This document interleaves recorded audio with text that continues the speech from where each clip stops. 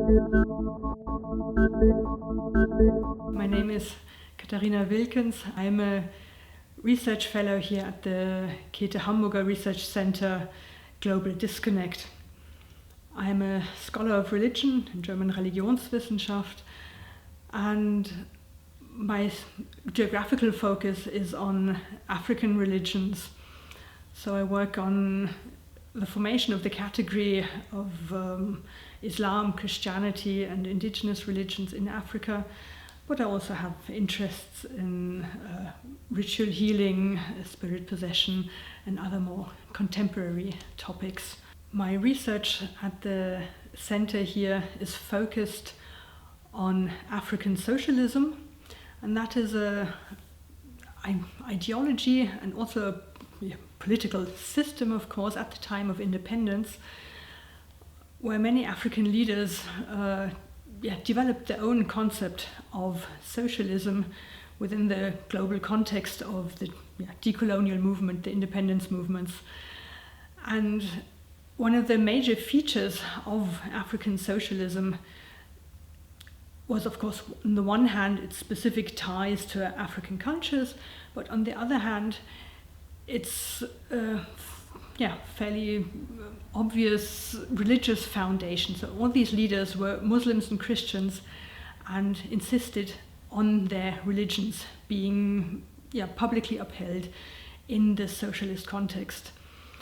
So the question of how the Marxist interpretation of atheist communism fits with African socialism is the question I am looking into. So again, the formation of religion in this specific socialist context, the anti-atheist stand of most of the African leaders at the time of independence, that is, of course, the 1950s and the 1960s.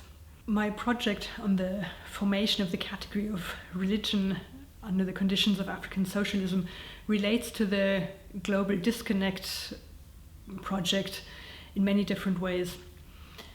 Socialism as such is, of course, a global movement connecting the entire colonial world, all these nations coming into existence in the 1950s and 60s.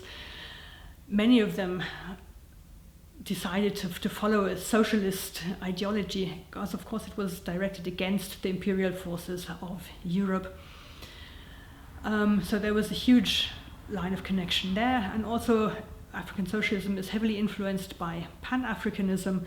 So again, another global movement on the transatlantic side, connecting America with the new African nations. So there were many connections going on there, but also many disconnections. Of course, the African situation is specific, and precisely the point of religion is one of these disconnects. Léopold Senghor, president of Senegal, said of himself, "I am an African socialist, I am a believing socialist," and thus emphasizing his own Catholic belief.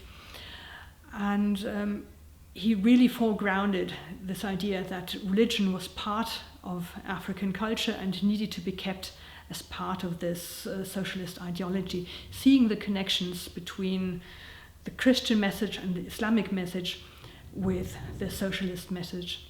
And the same also holds true for Julius Nyerere, for example, of Tanzania, also a Catholic, who also saw the connecting foundations between Christianity and socialism.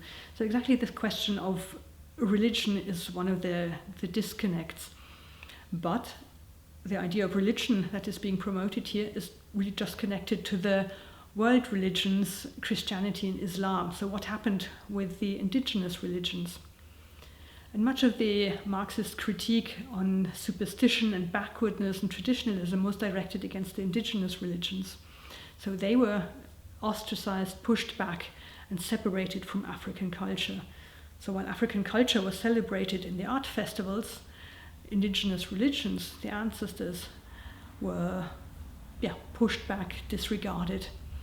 And that again is an interesting development looking towards the present times, is how these indigenous religions today are resurfacing, coming back. They found their new dynamic. And so one of the questions I'm looking at is how, again, this, both connection and disconnection on the side of the indigenous religions, how they were reformulated since the time of African socialism, and what the legacy of African socialism is coming forward towards the present time.